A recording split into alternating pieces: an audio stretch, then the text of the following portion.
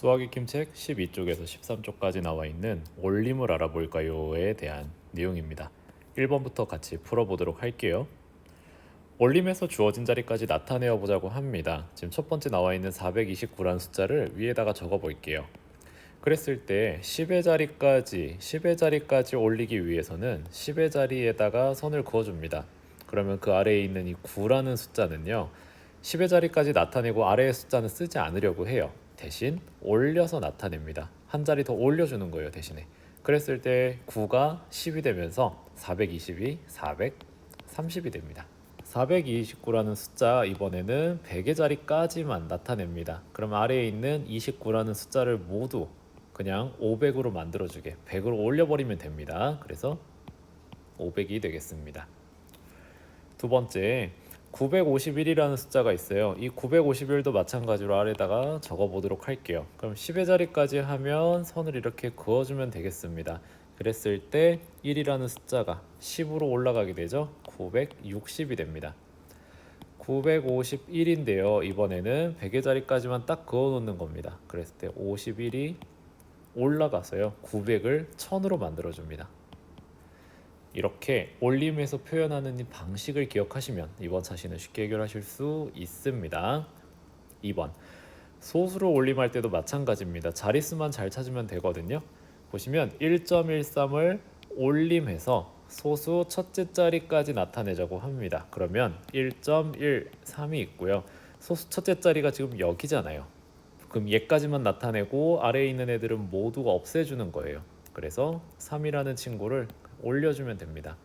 1.1에서 1.2가 되겠죠. 그러면 소수 첫 번째 자리까지만 딱 나와 있죠. 자, 두 번째 3.235를 올림해서 소수 둘째 자리까지랍니다. 3.235 크게 써볼게요. 소수 둘째 자리가 여기이기 때문에 선을 여기다가 그어주면 됩니다. 그랬을 때 이 5라는 숫자를 안 쓸 거야. 대신에 한 자리 올려서 나타내니까 3.24가 되겠습니다. 3번, 어림한 수의 크기를 비교해서 동그라미 안에 부등호를 알맞게 써 넣으래요. 331을 올림해서 10의 자리까지 나타냈답니다. 그러면 331 10의 자리까지, 그러면 어떻게 되겠습니까? 340이 되겠죠. 313을 올림해서 100의 자리까지 나타냈대요. 100의 자리까지 나타내고 싶습니다. 13을 전체를 다 통으로 100으로 올려주죠. 400이 됩니다. 얘는 오른쪽이 크네요. 자, 두 번째, 4518을 올림해서 1000의 자리까지, 1000의 자리까지만 나타내면 됩니다. 518 전체를 올려줘 버리죠. 5000입니다. 고분선 넣을게요. 4927을 올림해서 100의 자리까지, 올림해서 100의 자리까지입니다. 그럼 아래에 있는 27을 올려주죠. 얘는 똑같이 5000이네요. 그랬을 때 등호가 들어가겠죠. 4번, 두 수를 올림해서 각각 올림해서 1000의 자리까지 나타내라고 합니다. 그러면 1000의 자리까지 선을 한번 그어 볼게요. 4135 1000의 자리 4135 1000의 자리까지 선을 그어버리면 135를 1000으로 올리니까요, 5000이 되겠습니다. 오른쪽에 있는 친구 볼게요. 3916 올림해서 1000의 자리까지 916을 다 올려주죠. 4000이 되겠습니다. 이렇게 했을 때 그 차이가 얼마인가요? 그러면 풀이 과정은 5000과 4000이 되는 과정을 적어 주시고, 결과적으로 5000 빼기 4000이니까 1000이 되겠습니다. 그래서 답은 1000을 적어주시면 되겠습니다.